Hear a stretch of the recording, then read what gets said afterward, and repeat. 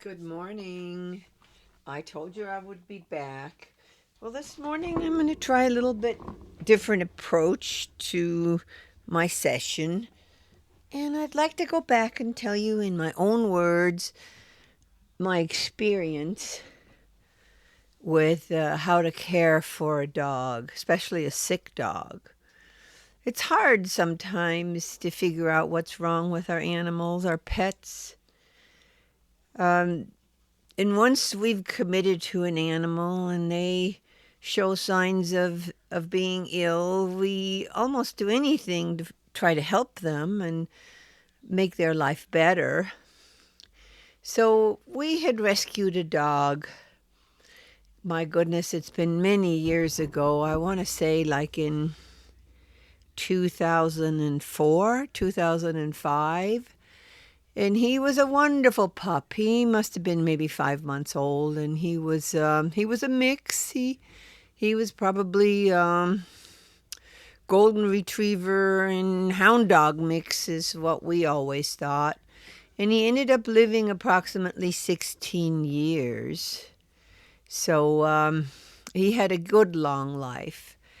But when he was 8 months old, I discovered an odd looking spot on his shoulder that looked almost like a cyst. Looking back, or thinking back about it, it was a patch on his skin where the hair had fallen out for no reason, and under the skin was some kind of a nodule. Of course, I was concerned about it, and at his next veterinary visit, I pointed it out, and they said, "Oh, let's just watch it." So we watched it, and he started having other issues that we had determined were hot spots. He had itching and hair loss in different places. It took a lot of different medications. I used stuff like Vetericin. I even have a YouTube video that's had thousands of views where I advertised the potion called Vetericin for hot spots or something like that. It did somehow relieve him. And we were always looking at demogonic mange or some kind of mange. It was maybe a mange that he had acquired in vitro. We didn't know much about his early beginnings except that he had been surrendered to a shelter because the family said he growled at the kids. No, he didn't like kids at all. He didn't like people. He was quite the oddity of a dog that didn't like people. He only liked us, our immediate family, and he could be quite difficult. But a lot of his difficulties stemmed from being ill. He was ill. He had horrible bouts of hot spots that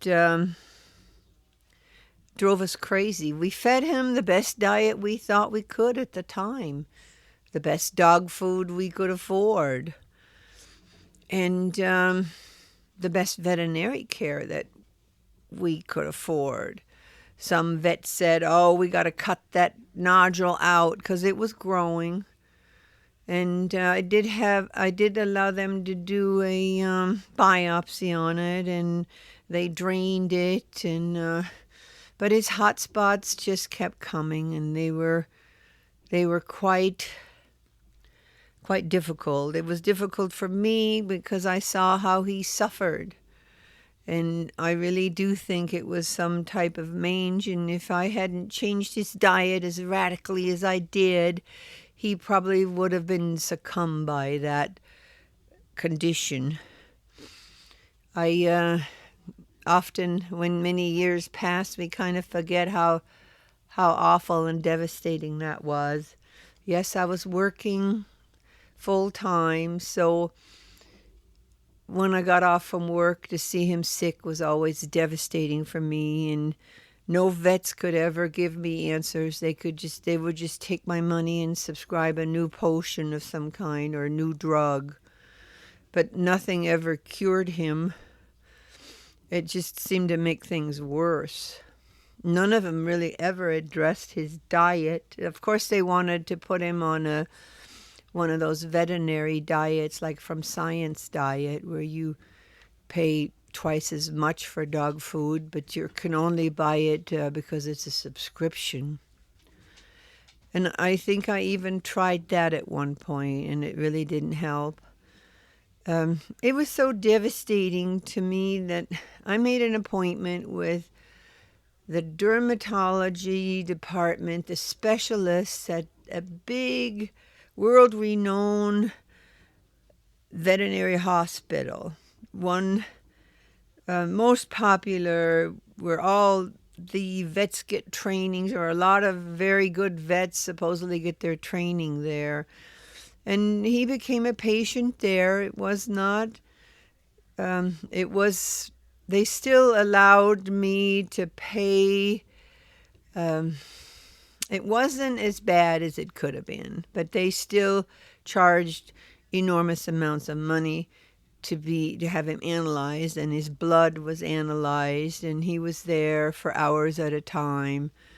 But the doctors never really came to a conclusion about him. They just wanted to monitor him, which meant I had to go in like every 3 months. And it really wasn't a cure. They didn't give me any advice about nutrition. And I continued to research more so than they ever did. And I was paying them to do it, but they didn't do it. They just kind of prolonged the situation and gave him drugs. I'm not sure what kind of drugs, but the drugs were making him lethargic. So it was probably some type of barbiturate to stop him from being cognitive, so he wouldn't itch himself, he wouldn't scratch himself. So my research led me down big rabbit holes about nutrition, and the bottom line was he had an immune deficiency. So when someone has an immune deficiency, what do we try to do? Improve their immunity, whether it's a human being or an animal. So I was on the hunt for something to improve his immunity, make him stronger. Of course, the stores and the big shops that sell all that pet food and things, there was nothing. I tried different sauces that promised to make him better, and different kinds of food but none of it actually was making him sicker and sicker. And at the time, I really wasn't a label reader. I wasn't looking at the actual ingredients that he was getting. And one day I came across a post, I think it might have been on Facebook, about how a dog's immunity can be strengthened by putting them on a species-specific diet. So a species-specific diet, I looked at that, and since dogs have actually come from wolves, a species-specific diet would be a carnivore diet. So carnivore diets I researched, and I was kind of at the end of the road, because this particular dog, who was now 5 years old, was extremely sick all the time. And often I thought maybe I should put him out of his misery, because not only does he get upset when he has a complete outbreak like that, I get upset because I can't seem to be able to help him. I wasn't able to help him, and that upset me. Thinking back about it, it's pretty amazing what I discovered. So I looked at homemade diets, but lo and behold, I came upon information about feeding a dog a raw diet. So I want to say that that was probably in 2010, 2012. Sorry that I don't have my notes with me. I know I've told my story many times, but I've never given it verbal. I've often have shared my history by typing it out for people who had similar alarms with their dogs that they loved so dearly but couldn't find a cure.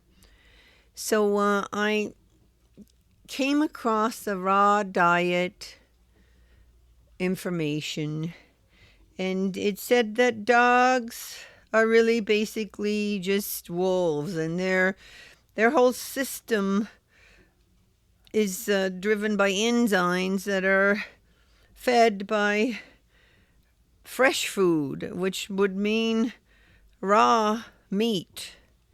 I know it was absurd to me at the time. I thought, where am I going to get raw meat? My God, raw meat is expensive enough as it is, but with all these vet bills I was having, lo and behold, it ended up costing me less to put him on an organic raw meat diet. So yes, I started looking for sales. I was on a mission to get him raw food, raw meat, raw bones, meaty bones appropriate for his size. All kinds of intricacies about the formula, so much organ meat and so much bone and so much protein and so much fat. I was pretty obsessed about it in the beginning. And lo and behold, you must freeze it for at least 48 hours because it could have something in it that needs to be, if you freeze it first, then you can rest assured that it's safe for him to eat. But, I found out that a dog's system is a lot different than a human system. And even though I still to this day freeze all food that I feed first when it comes to meat, their system is different. Their guts is different. How it processes the food that they've ate because of where they originated. They are carnivores. They're not omnivores. They're carnivores, which means they thrive on prey. So I took it upon me to not feed him any more of the food. All the different food, the potions, the sauces, and all the stuff from the dog food industries, I got rid of them. And I started feeding him on a specific raw diet, and he started feeling better right away. I was so amazed that I couldn't believe it. I kept with it. I stayed on it. He stayed on the diet. His follow-up visit came about 3 weeks after I changed his diet to a carnivore diet, a raw carnivore diet with meaty bones. Yes, I was quite the hunter for my dog, to hunt down good food, good stuff that could be given to him as food that was healthy and not contaminated or, old. So, and not full of hormones or, they even put flavorings in meat that you buy at the grocery store.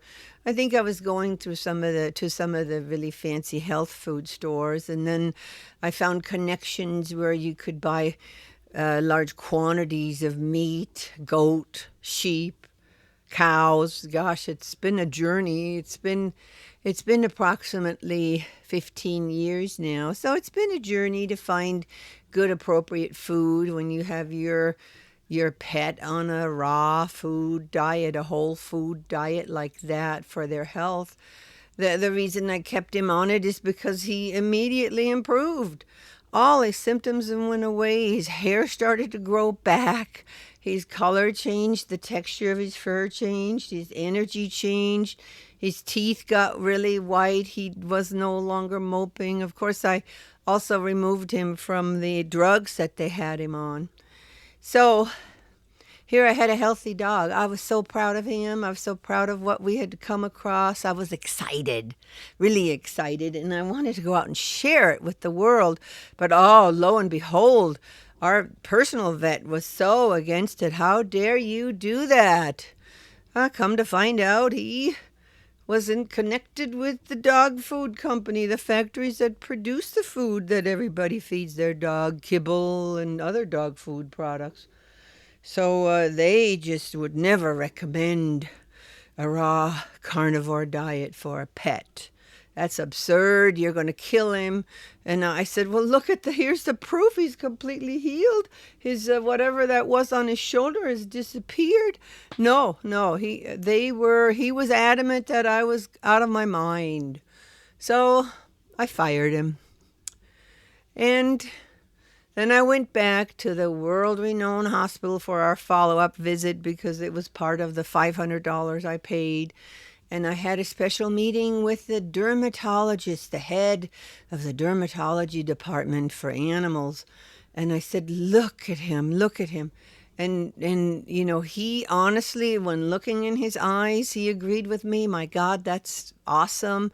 And I said, well, you have got to share this with others. You're the head of the dermatology department here. You've got to share this. This is just a nutritional change. And he changed his demeanor completely and said, no, absolutely not. It's great for you that you found an answer and cured your dog. But we here, the industry, the veterinary industry, we only treat animals with drugs and surgery. We don't address nutrition. We don't blame nutrition. We just don't go there. And I was in tears about it because I thought about all those people whose animals are suffering, who go to the vets and to the veterinary hospitals, the big experts that we always respected or thought highly of, that they would take that stance that nutrition, you might have cured your dog, but we're not going to tell anybody about it. You're on your own. We're not going to teach this to anybody. We're going to keep on teaching what we've been teaching, and we're going to keep on taking money from the big factories that produce all that dog food because they are totally against it, obviously. They wouldn't want you to know that your dog is sick because of what you're feeding him. So this is in my own words, of course, and I hope you understand where I'm coming from because it's been a journey, and we are up against a big industry there, the veterinarians and the dog food companies. Nowadays things have shifted a little, and the word has come out that dog food makes dogs sick. And processed dog foods have killed dogs and cats. And now you're finding in the stores, you got the grain-free dog food, you got the dog food that's even partially cooked, and you got the raw also that you can buy. And yes, it's very expensive, and you can only get it at certain places. There's even specialty stores that carry a raw diet and websites where you can order the food, and hallelujah for that. And my podcast today is just to give you a synopsis of my personal story, why I've become a believer that your dog, just like you, is what we eat. So we are what we eat. If a human being eats nothing but processed junk food, they're going to get sick. If you feed your dog kibble and junky treats, they're going to get sick. Their lifespan is going to be shortened. Well, let me finish my little story about our beloved dog who was so sick for 5 years, and he went on to live for 16, but the rest of his life he stayed completely off of processed food, dog food, off of processed anything. He only had he was only on a carnivore diet. I learned to make my own treats. It's been a long journey for me, and I may address the specifics of what I feed or fed my dog on another podcast or in a book. But I've come across Dr. Karen Becker, who is a holistic vet, and I've been her follower for many years. I have her book, Real Food for Healthy Dogs and Cats, Simple Homemade Food. And she addresses that you can gradually, the more good whole food you can give your animal, the healthier he's going to be. Even if you don't do it completely all the way like I did to save my dog's life, you will still have a healthier pet if you incorporate some healthy food in with the junk food that you're giving him, or limit the certain food, or buy the best you can afford. Because, if you love your dog, you don't want him sick, because when your dog's sick, you're going to be suffering just as well. It's like, well, if somebody has a sick child, what are you going to do? You're going to go to the ends of the earth to try to find a cure, not just a cover up. You don't want to cover up the situation. You want it to go away. Whatever is making him sick, you want it to go away. So, I think I'm going to close off with that and say that that was one of my books that I use as a guide, because she has really turned this into a movement, and others have come on board. Many other people have come on board to fight the dog food industry. And now with JFK Jr., MAHA, Make America Healthy Again. That's just not just for people, it's for dogs too. Talk to anybody who's lost a beloved pet because of what they fed it, and you will find a true believer. Because can you imagine you feed your dog a bowl of kibble and the next day he's dead? It turns out it was that crap that you fed him. You're going to be a believer. There's more and more people who love their pets enough to cook for them, or make them something that's partially cooked, or give them something that will keep them from being ill. You don't want your dog ill. Then listen to the advice of those who've taken the other path. I know the main road is like the highway, and, people are afraid to go on another path because they think that, well, how could all these people be wrong about dog food? Well, dog food was actually invented for the convenience of the owners, not at all for the dog. The dog suffers from eating processed dog food.